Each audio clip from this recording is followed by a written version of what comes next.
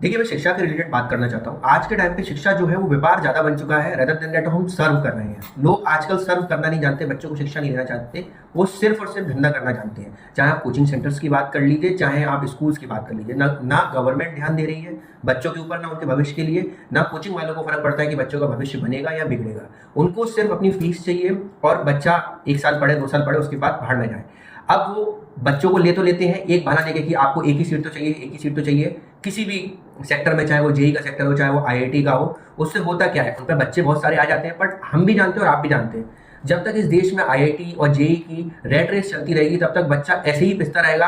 कभी वो कहेगा ये शिफ्ट बहुत हार्ड आई है, कभी वो कहेगा ये शिफ्ट ईजी आ गई है पर इसकी कट ऑफ ज़्यादा आएगी, 50 बहाने मारेगा पर सिलेक्शन नहीं होगा। सिलेक्शन उसी का होता है जिसका दिल से चाह होती है उसको इंजीनियर बनना है, जिसकी दिल से चाह होती है उसको डॉक्टर बनना है, वरना बाकी सब लोग रेट रेस का हिस्सा हैं। और देयर इज मतलब मैं ये कहना चाहूँगा, बहुत सारी चीज़ें हैं एक बच्चे को करने के लिए। सिर्फ हम 2-3 चीज़ों में ही क्यों जाना, चाहे वो यूपीएससी हो, एसएससी हो, चाहे वो नीट हो, चाहे वो जेई हो। There is a lot of things to do in your life. आप छोटा सा काम करके भी बहुत कुछ अच्छा अचीव कर सकते हो, आप बहुत कुछ अलग कर सकते हो, और आप ऐसी चीज़ें भी खोज सकते हो जो अभी तक नहीं आई है। हम अपने देश में ही क्यों ना गूगल जैसी कंपनी बनाए, या माइक्रोसॉफ्ट जैसी कंपनी बनाए, या टेस्ला जैसी कंपनी बनाए। हमको क्यों अमेरिका जाना है, हमको क्यों साउथ कोरिया जाना है ताकि वहाँ पे हम जॉब पा सकें?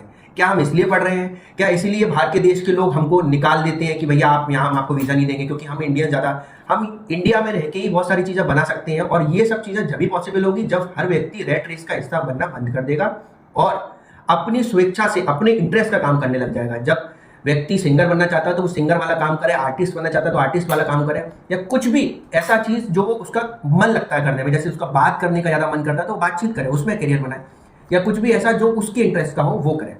बस मेरा यही मैसेज है, रेट रेस को छोड़ना ही आपके भविष्य को आगे ले जाएगा, वरना गवर्नमेंट हो, सिस्टम हो, कोचिंग हो या स्कूल्स हो, ये आपको घुमाते रहेंगे और आप लोग घूमते रहेंगे और जिंदगी में सिर्फ लाचारी ही पाएंगे। क्योंकि जीवन में सबसे इंपॉर्टेंट होता है पीस नहीं होगा, यानी कि शांति नहीं होगी आपके जीवन में, तो आप चाहे कतर चले जाएं, चाहे डेनमार्क चले जाएं, चाहे कहीं चले जाएं, कोई फर्क नहीं पड़ता। माँ बाप के साथ भी समय गुजारना है, अपने लव्ड वन के साथ भी समय गुजारना है। हर समय ऑल टाइम हम काम ही करते रहेंगे तो भी क्या ही कर लेंगे, पैसा कमा भी लेंगे तो क्या कर लेंगे। That's all.